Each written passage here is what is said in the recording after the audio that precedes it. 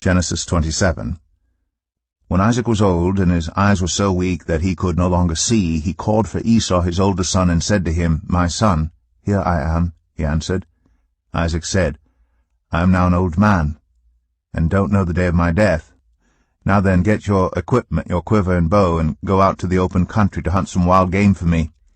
Prepare me the kind of tasty food I like, and bring it to me to eat, so that I may give you my blessing before I die." Now Rebekah was listening as Isaac spoke to his son Esau.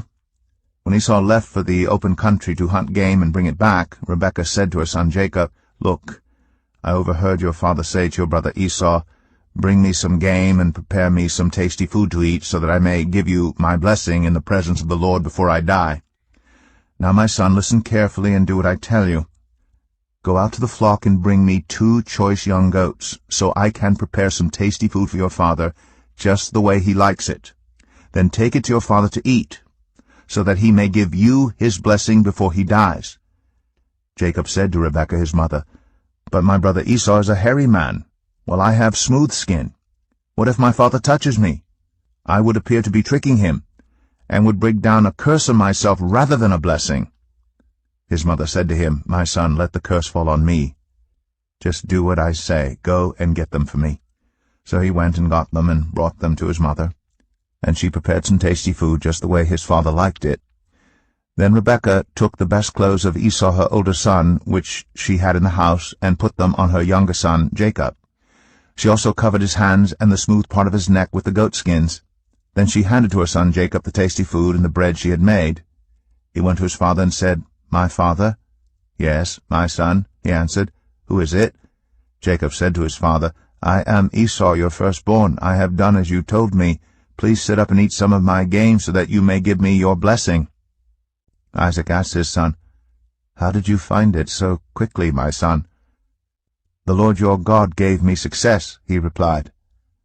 Then Isaac said to Jacob, "Come near so I can touch you, my son, to know whether you really are my son Esau or not." Jacob went close to his father Isaac, who touched him and said, "The voice is the voice of Jacob, but the hands are the hands of Esau." He did not recognize him, for his hands were hairy, like those of his brother Esau. So he proceeded to bless him. "Are you really my son Esau?" he asked. "I am," he replied. Then he said, "My son, bring me some of your game to eat, so that I may give you my blessing." Jacob brought it to him, and he ate. And he brought some wine, and he drank. Then his father Isaac said to him, "Come here, my son, and kiss me." So he went to him and kissed him. When Isaac caught the smell of his clothes, he blessed him and said, "Ah, the smell of my son is like the smell of a field that the Lord has blessed. May God give you heaven's dew, and earth's richness, and abundance of grain and new wine. May nations serve you, and peoples bow down to you. Be Lord over your brothers, and may the sons of your mother bow down to you. May those who curse you be cursed, and those who bless you be blessed." After Isaac finished blessing him, and Jacob had scarcely left his father's presence, his brother Esau came in from hunting. He too prepared some tasty food and brought it to his father. Then he said to him, "My father, please sit up and eat some of my game, so that you may give me your blessing." His father Isaac asked him, "Who are you?" "I am your son," he answered, "your firstborn, Esau." Isaac trembled violently and said, "Who was it, then, that hunted game and brought it to me? I ate it just before you came, and I blessed him, and indeed he will be blessed." When Esau heard his father's words, he burst out with a loud and bitter cry, and said to his father, "Bless me, me too, my father." But he said, "Your brother came deceitfully and took your blessing." Esau said, "Isn't he rightly named Jacob? This is the second time he has taken advantage of me. He took my birthright, and now he's taken my blessing." Then he asked, "Haven't you reserved any blessing for me?" Isaac answered Esau, "I have made him lord over you, and have made all his relatives his servants, and I have sustained him with grain and new wine. So what can I possibly do for you, my son?" Esau said to his father, "Do you have only one blessing, my father?" Bless me too, my father." Then Esau wept aloud. His father Isaac answered him, "Your dwelling will be away from the earth's richness, away from the dew of heaven above. You will live by the sword, and you will serve your brother. But when you grow restless, you will throw his yoke from off your neck." Esau held a grudge against Jacob, because of the blessing his father had given him. He said to himself, "The days of mourning for my father are near. Then I will kill my brother Jacob." When Rebekah was told what her older son Esau had said, she sent for her younger son Jacob and said to him, "Your brother Esau is planning to avenge himself by killing you. Now then, my son, do what I say. Flee at once to my brother Laban in Haran. Stay with him for a while until your brother's fury subsides. When your brother is no longer angry with you and forgets what you did to him, I'll send word for you to come back from there. Why should I lose both of you in one day?" Then Rebekah said to Isaac, "I'm disgusted with living because of these Hittite women. If Jacob takes a wife from among the women of this land, from Hittite women like these, my life will not be worth living." Genesis 28. So Isaac called for Jacob and blessed him. Then he commanded him, "Do not marry a Canaanite woman. Go at once to Padan Aram, to the house of your mother's father Bethuel. Take a wife for yourself there, from among the daughters of Laban your mother's brother. May God Almighty bless you and make you fruitful, and increase your numbers until you become a community of peoples. May he give you and your descendants the blessing given to Abraham, so that you may take possession of the land where you now reside as a foreigner, the land God gave to Abraham." Then Isaac sent Jacob on his way, and he went to Padan Aram, to Laban son of Bethuel the Aramean, the brother of Rebekah, who was the mother of Jacob and Esau. Now Esau learned that Isaac had blessed Jacob and had sent him to Padan Aram to take a wife from there, and that when he blessed him, he commanded him, "Do not marry a Canaanite woman," and that Jacob had obeyed his father and mother and had gone to Padan Aram. Esau then realized how displeasing the Canaanite women were to his father Isaac. So he went to Ishmael and married Mahalath, the sister of Nebaioth, and daughter of Ishmael son of Abraham, in addition to the wives he already had. Jacob left Beersheba and set out for Haran. When he reached a certain place, he stopped for the night because the sun had set. Taking one of the stones there, he put it under his head and lay down to sleep. He had a dream, in which he saw a stairway resting on the earth, with its top reaching to heaven, and the angels of God were ascending and descending on it. There above it stood the Lord, and he said, "I am the Lord, the God of your father Abraham and the God of Isaac.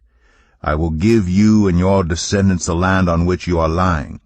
Your descendants will be like the dust of the earth, and you will spread out to the west and to the east, to the north and to the south.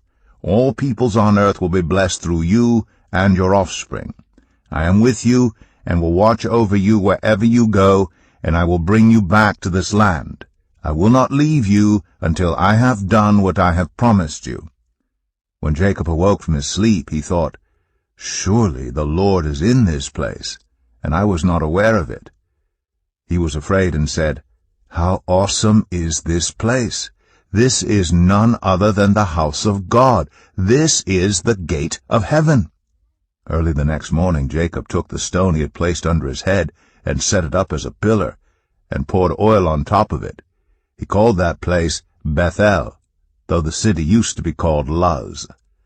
Then Jacob made a vow, saying, "If God will be with me, and will watch over me on this journey I am taking, and will give me food to eat and clothes to wear, so that I return safely to my father's household, then the Lord will be my God, and this stone that I have set up as a pillar will be God's house, and of all that you give me, I will give you a tenth."